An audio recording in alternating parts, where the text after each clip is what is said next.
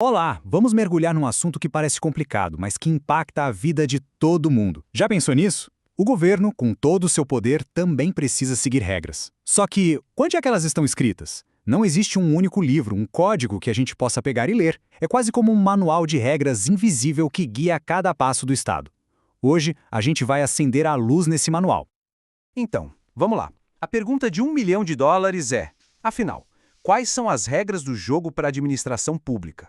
O que impede que o poder vire uma coisa arbitrária feita de qualquer jeito? E mais importante, o que garante que esse poder seja usado para o bem de todo mundo? A resposta para tudo isso está num campo do direito chamado direito administrativo. E aqui já vem a primeira grande diferença. Pensa no direito civil. Tá tudo mais ou menos organizado num livrão só, o Código Civil. Já o direito administrativo, não. Ele é um sistema, um quebra-cabeça montado com peças de várias leis diferentes.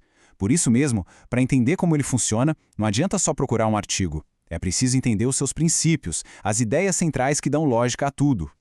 E bem no coração desse sistema, a gente encontra dois superprincípios. Eles funcionam como uma balança, sabe? Sempre num ato de equilíbrio. São eles que sustentam todo o resto. A melhor forma de visualizar isso é pensar numa moeda. De um lado, tem o poder. São as prerrogativas, as ferramentas especiais que a administração pública tem e que mais ninguém tem. Do outro lado, tem o dever. São as obrigações, os limites bem rígidos que impedem o Estado de fazer o que der na telha. Poder e dever, andando sempre de mãos dadas. Vamos olhar primeiro para o lado do poder. É aqui que entra o princípio da supremacia do interesse público. O nome é chique, mas a ideia é simples. O interesse da coletividade, de todo mundo junto, vale mais do que o interesse de uma pessoa só.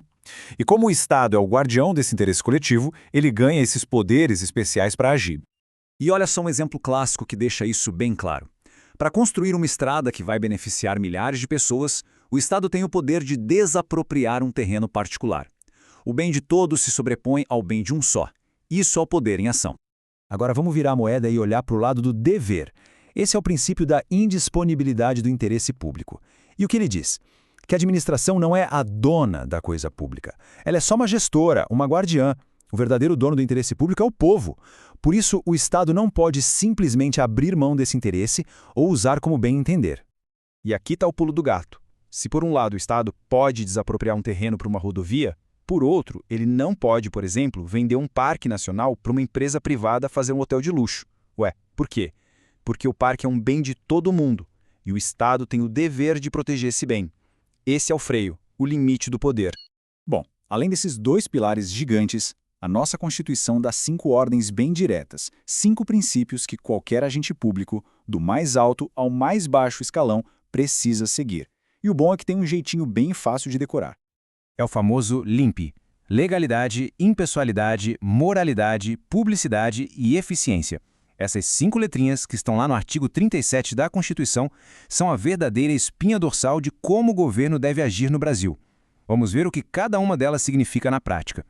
O L é de legalidade. E aqui tem uma das maiores diferenças entre a vida de um cidadão comum e a de um agente público. Para a administração, a regra é clara. Ela só pode fazer aquilo que a lei autoriza ou manda. Se a lei não fala nada, a ação está proibida. Simples assim.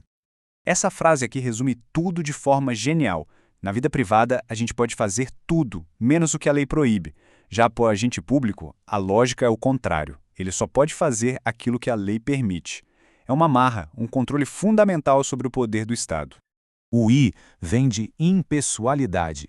Isso quer dizer que a administração pública não tem cara, não tem nome, não tem partido.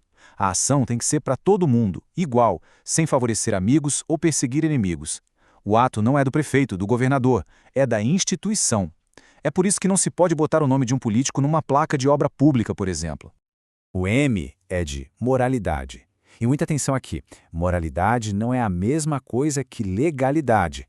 Um ato pode até ser legal, estar escrito na lei, mas se ele for desonesto, antiético, ele é imoral e inválido. A moralidade administrativa exige honestidade, boa-fé. O exemplo mais famoso disso é a regra que proíbe o nepotismo, sabe? Aquela prática de nomear parentes para cargos de confiança. Seguindo, o P é de publicidade. A regra aqui é transparência. Os atos do governo deveriam ser como uma casa com paredes de vidro, tudo aberto, para que qualquer um possa ver e fiscalizar. O sigilo tem que ser a raríssima exceção, só em casos muito específicos, tipo segurança nacional, porque sem publicidade não existe controle da sociedade sobre o governo. E para fechar o LIMP, o E de eficiência. Esse princípio é mais recente, mas é fundamental. Ele cobra que a administração pública entregue resultados. Tem que ser ágil, produtiva, com qualidade e, claro, gastando dinheiro público do jeito mais inteligente possível. É a obrigação de fazer a máquina pública funcionar bem. Mas calma, o manual de regras não para por aí, não. Tem outros 2 princípios muito importantes que ajudam a garantir que o sistema todo seja justo e estável. Vamos dar uma olhada neles? O primeiro é o princípio da autotutela. Pensa nisso como um superpoder de autocorreção.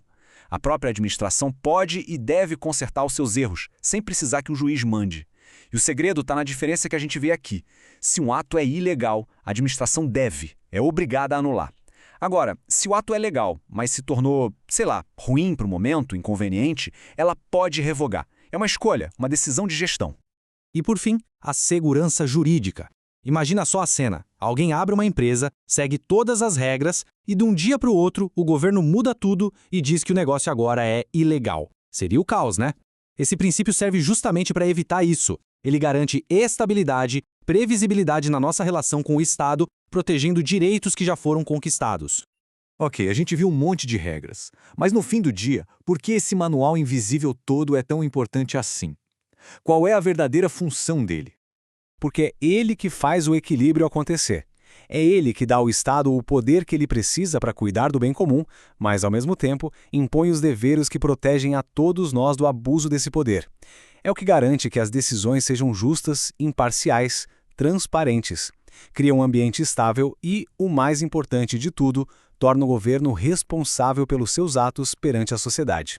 É a balança perfeita entre poder e direitos. Então, fica aqui uma reflexão final.